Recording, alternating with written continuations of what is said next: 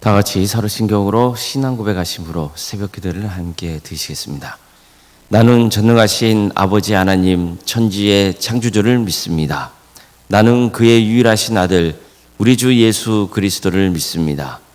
그는 성령으로 잉태되어 동정녀 마리아에게서 나시고 본디오 빌라도에게 고난을 받아 십자가에 못 박혀 죽으시고 장사된 지 사흘 만에 죽은 자 가운데서 다시 살아나셨으며 하늘에 오르시어 전능하신 아버지 하나님 우편에 앉아 계시다가 거기로부터 살아있는 자와 죽은 자를 심판하러 오십니다.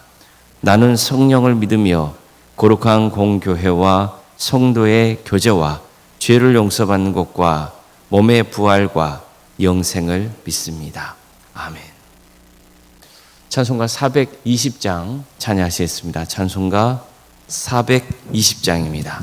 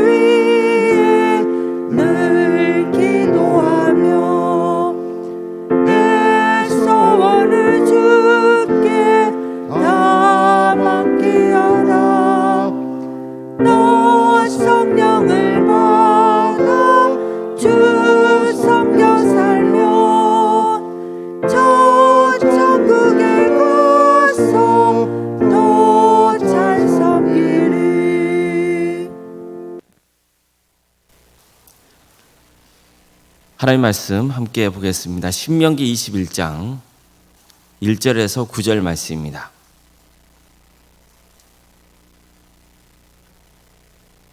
신명기 21장 1절에서 9절 말씀입니다.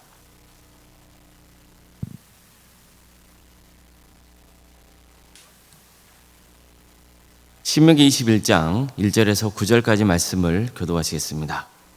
내 하나님 여호와께서 내게 주어 차지하게 하신 땅에서 피살된 시체가 들에 엎드러진 것을 발견하고 그 쳐 죽인 자가 누구인지 알지 못하거든 너희의 장로들과 재판장들은 나가서 그 피살된 곳에 사방에 있는 성읍의 원근을 잴 것이요 그 피살된 곳에서 제일 가까운 성읍의 장로들이 그 성읍에서 아직 부리지 아니하고 멍에를 매지 아니한 암송아지를 취하여 그 성읍의 장로들이 물이 항상 흐르고 갈지도 않고 씨를 뿌린 일도 없는 골짜기로 그 송아지를 끌고 가서 그 골짜기에서 그 송아지의 목을 꺾을 것이요 레위 자손 제사장들도 그리로 갈지니 그들은 내 하나님 여호와께서 택하사 자기를 섬기게 하시며 또 여호와의 이름으로 축복하게 하신 자라. 모든 소송과 모든 투쟁이 그들의 말대로 판결될 것이니라. 그 피살된 곳에서 제일 가까운 성읍의 모든 장로들은 그 골짜기에서 목을 꺾은 암송아지 위에 손을 씻으며 말하기를 우리의 손이 이 피를 흘리지 아니하였고 우리의 눈이 이것을 보지 아니하였나이다. 여호와여 주께서 성령하신 주의 백성 이스라엘을 사하시고 무죄한 피를 주의 백성 이스라엘 중에 머물러 두지 마옵소서 하면 그 피 흘린 죄가 사함을 받으리니 너는 이와 같이 여호와께서 보시기에 정직한 일을 행하여 무죄한 자의 피 흘린 죄를 너희 중에서 제할지니라. 아멘. 오늘도 새벽기를 드리며 하나님의 은혜를 간구하는 모든 성도님들의 삶의 자리마다 또 하나님께서 친히 세우시고 다스리시는 광주 동암교회 위에 하나님의 은혜와 평강이 늘 충만하기를 주님의 이름으로 축원합니다. 생명은 하나님의 것입니다. 따라서 생명을 함부로 해치는 것은 당연히 큰 죄입니다. 십계명에서도 살인하지 말라고 명하고 있죠. 그러니까 하나님께서는 타인의 생명을 의도적으로 해친 자는 반드시 처벌하라고 명하셨습니다. 그런데 문제가 있습니다. 누가 죽였는지 알 수 없는 살인사건이 벌어지면 어떻게 해야 하느냐는 겁니다.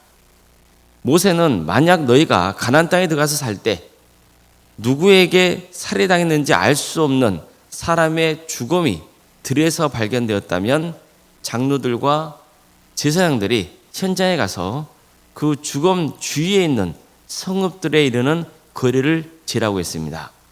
그런 다음 시체와 가장 가까운 곳에 위치하고 있는 성읍의 장로들이 아직 멍에를 메고 일해본 적이 없는 암송아지 한 마리를 끌고 오게 했습니다. 그런 다음 물이 늘 흐르는 골짜기, 그리고 아직 씨도 뿌리지 않고 밭도 일구지 않은 그 골짜기로 송아지를 끌고 가서 그 목을 꺾어서 죽이라고 했습니다. 레위 자손 제사장들도 그곳으로 가라 했습니다. 그들은 하나님이 선택하셔서 주님을 섬기고 주님의 이름으로 축복하는 직책을 맡은 사람으로서 모든 소송과 분쟁을 판결해야 하기 때문입니다. 자, 이때 피살된 죽음이 발견된 곳에서 가장 가까운 성읍에 위치한 그 장로들은 물가에서 목이 꺾인 암송아지 위에 냇물로 손을 씻고 다음과 같이 말하라 했습니다. 우리의 손이 이 피를 흘리지 아니하였고 우리의 눈이 이것을 보지 못하였나이다. 여호와여 주께서 속량하신 주의 백성 이스라엘을 사하시고 무죄한 피를 주의 백성 이스라엘 중에 머물러 두지 마옵소서. 자, 이렇게 기도하게 되면 이스라엘 공동체에 지어진 살인의 책임을 벗게 된다는 겁니다.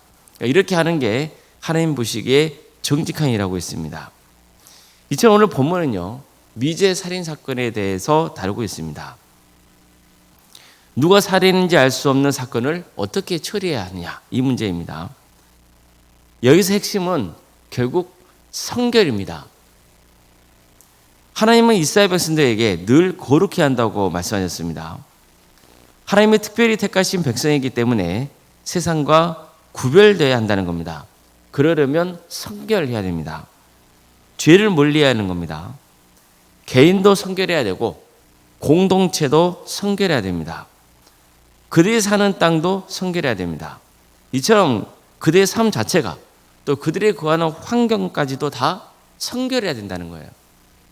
자, 그런데 살인사건이 발생했다면 그 공동체는 죄로 더럽혀지고 마는 거예요. 문제는 이미 말씀드린 대로 누가 죽였는지를 알 수 없어요. 그러니까 그 사람을 처벌할 수 있어요, 없어요? 없는 거예요. 살인자를 처벌하면 성결을 회복하게 되는데 처벌할 사람이 누군지를 모르면 도대체 이 문제를 어떻게 해결해야 되냐, 이거예요. 바로 여기서 특별히 강조되고 있는 것이 공동체의 연대의식입니다. 공동체가 함께 책임을 져야 된다는 거예요. 장로들, 재판장들, 제사장들 모두 이 문제를 외면하지 말라는 거예요. 백성들도 이 살인사건을 비켜갈 수 없다는 거죠. 내가 죽인 게 아니기 때문에 내 문제가 아니다. 누가 죽였는지 밝히지 않았기 때문에 어쩔 수 없는 일이다. 이런 식으로 대충 넘어가면 안 된다는 거예요. 공동체 전체가 책임의식을 가져야 한다는 거죠. 그저 범인이 누군지 모른다고 해서 그냥 덮어두는 것은 옳지 않다는 거예요. 남의 일로 여기면 안 된다는 거죠. 공동체가 이 문제에 대해 함께 책임을 져야 됩니다. 그래서 공동체가 성결을 회복하는 일에 동참해야 한다는 겁니다. 따라서 본문은요, 공동체가 함께 의식을 거행하면서 하나님께 용서를 구하도록 하는 겁니다. 하나님은 살인을 아주 큰 죄로 여기십니다. 따라서 범인을 모른다는 이유로 공동체가 이 문제를 쉽게 지나쳐서는 안 된다는 거죠.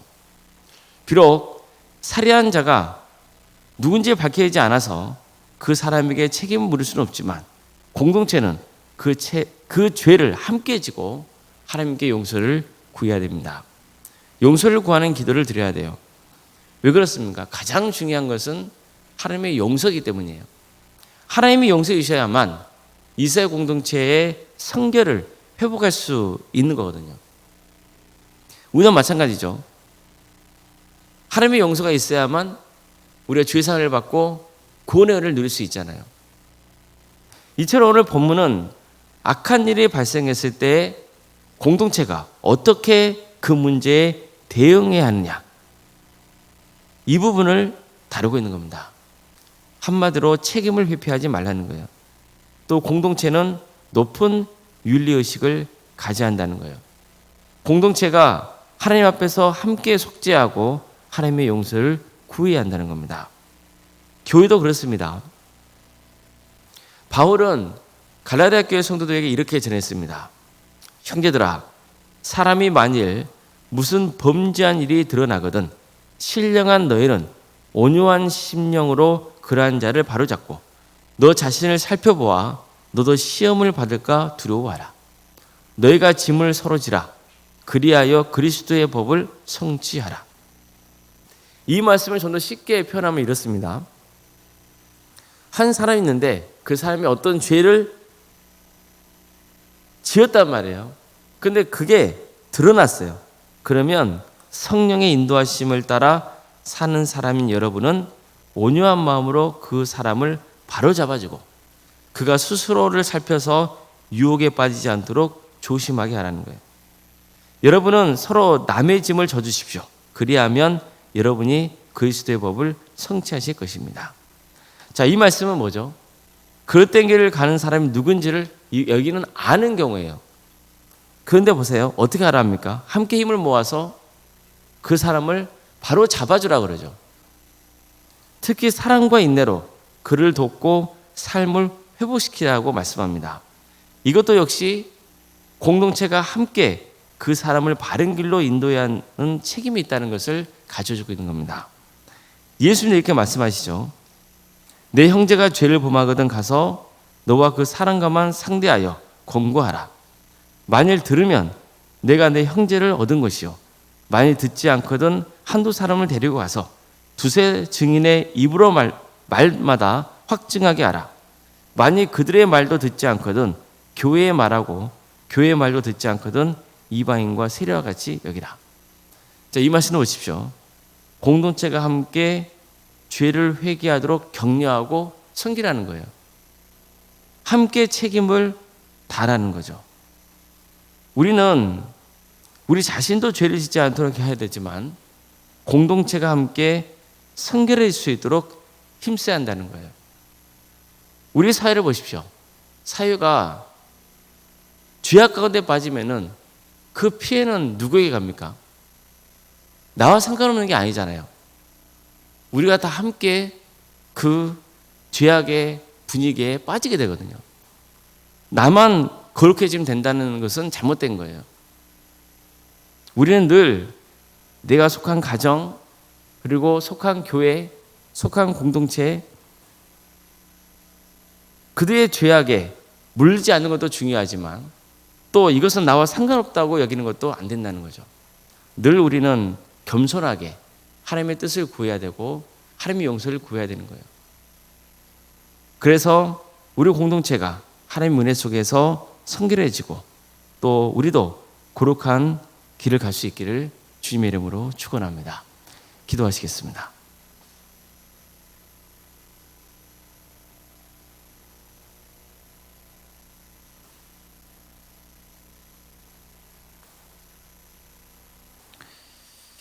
사랑하는 하나님, 오늘도 우리에게 새로운 날을 허락해 주시고 하나님의 은혜 속에 살아갈 수 있도록 인도해 주셔서 감사드립니다. 사랑의 주님, 세상이 너무나 악하고 더럽혀져 있습니다.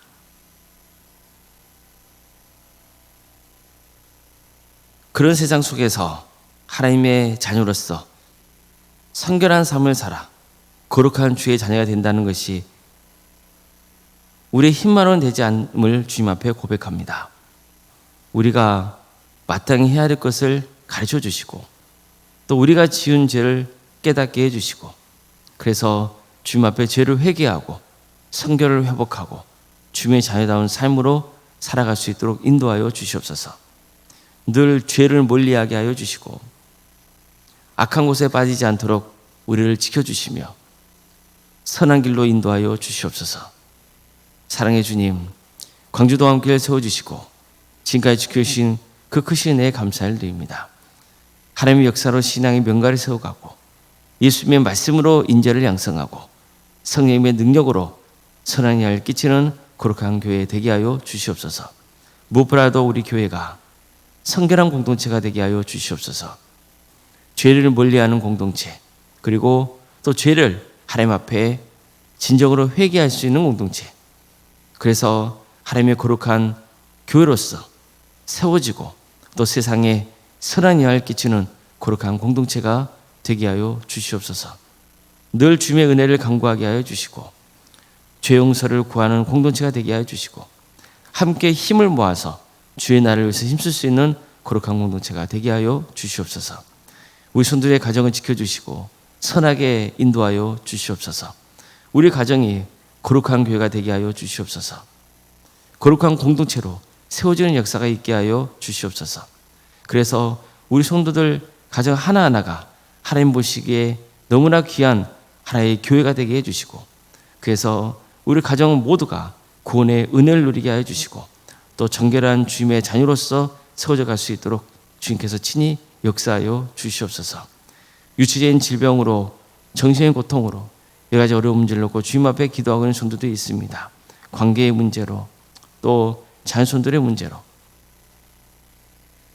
물질적인 문제를 놓고 기도하고 있는 성도들이 있습니다. 또 취업을 위해서 기도하는 성도들도 있고 결혼을 위해서 기도하는 성도들도 있습니다. 주님 도와주시고 함께하여 주시옵소서. 치유하여 주시고 회복시켜 주시고 또 새로운 길을 열어주시옵소서. 하나님께서 친히 역사하여 주시옵소서. 모든 것을 하나님께 내어 맡기는 신앙을 허락하여 주시옵소서. 우리 성도들의 마음 가운데 있는 여러 답답한 현실과 또 고통스러운 것들, 불안하고 염려스러운 것들 다 주님 앞에 내려놓는 역사가 있게 하여 주시옵소서. 성령님께서 우리의 마음을 친히 주관하여 주시고 다스려 주시옵소서. 그래서 하나님이 주시는 평강 속에 거할 수 있도록 도와주시고 하나님이 매일 우리에게 베푸시는 은혜를 누릴 수 있도록 인도하여 주시옵소서. 불평과 원망과 또 그런 저주가 아니라 범사에 감사하는 삶의 길을 가게 하여 주시옵소서. 사랑의 주님, 자녀 잉태를 바라는 가정이 있고 또 출산을 앞둔 가정이 있습니다. 생육과 번성의 축복이 차고 넘치는 동암재단이 되게 하여 주시옵소서. 또한 출산을 앞둔 가정들 주님께서 함께 하셔서 의뢰제 출산을 잘 마칠 수 있도록 인도하여 주시옵소서. 다음 세대를 위해서 기도합니다. 유치부, 아동부, 중고등부, 청년부 이르기까지 각각의 부서마다 주께서 함께하여 주시옵소서. 주님께서 친히 역사하여 주시옵소서. 그래서 이들이 주님을 인격적으로 만나는 은혜가 있게 하여 주시고 그들이 잘 자라서 100배, 20배, 30배의 계시를 거두는 놀라운 축복의 역사가 있게 하여 주시옵소서. 우리에게 여러 기관과 부서가 있습니다. 주님께서 친히 함께하여 주셔서 서로 협력하게 하여 주시고 또 함께 기도하는 공동체가 되게 해주시고 그래서 서로를 위해서 격려해주고 축복해주고 주님 안에서 하나 되는 역사가 있게 하여 주시옵소서. 주님, 오른손과 사모님을 기억하여 주셔서 성령 충만케 하여 주시고 평안의 축복을 보여주시며 신앙의 명가를 세워갈 수 있도록 인도하여 주시옵소서. 우리에게 귀한 직분자 허락하심에 감사드립니다. 장로님, 안수 이사님, 또 권사님, 집사님, 교육자 모두에게 성령 충만의 역사를 허락하여 주시고 주어진 직분을 겸손하게 잘 감당하여서 하나님께 영광을 올려드리고 또 성도들에게도 좋은 기감이 되는 복된 직분자들이 될 수 있도록 인도하여 주시옵소서. 또 새롭게 세워지는 항준 직분자들이 있습니다. 주님께서 이들 가운데 복의 복을 더하여 주시고 그들에게 주어진 직분이 축복이 되게 하여 주시며 겸손하게 잘 감당하여서 정말 하나님께 영광이 되고 우리 광주 동암교회에 큰 힘이 되는 역사가 있게 하여 주시옵소서. 주님, 이 나라의 민족을 주께서 불쌍히 여겨주시고 하나님의 공의와 정의가 바로 서어지는 역사가 있도록 인도하여 주시옵소서. 하나님의 때에 평안한 통일이 이루어져 북한 땅에 많은 영혼들이 구원의 은혜를 누리게 하여 주시고 하나님 나라에서 헌신하고 있는 선교사들과 목회자들을 기억하여 주셔서 그들의 헌신을 통하여 많은 영혼들이 구원의 은혜를 누리고 축복받는 역사가 있게 하여 주시옵소서. 또 이틀간 걸쳐서 우리 교회에서 김장을 하게 됩니다. 이를 위해서 섬기는 손길들 가운데 함께하여 주시옵소서. 우리 모든 성도들의 삶 가운데 주께서 늘 동행하여 주시고 복의 복을 더하여 주시며 우리 손들이 머무는 그 자리가 하나님의 축복이 임하는 축복의 통로가 되게 하여 주시옵소서. 모든 것 주님께 의지하오며 살아계신 예수님의 이름으로 기도드리옵나이다. 아멘. 하늘에 계신 우리 아버지, 아버지의 이름을 거룩하게 하시며 아버지의 나라가 오게 하시며 아버지의 뜻이 하늘에서와 같이 땅에서도 이루어지게 하소서. 오늘 우리에게 일용할 양식을 주시고 우리가 우리에게 잘못한 사람을 용서하여 준 것 같이 우리 죄를 용서하여 주시고 우리를 시험에 빠지지 않게 하시고 악에서 구하소서. 나라와 권능과 영광이 영원히 아버지의 것입니다. 아멘.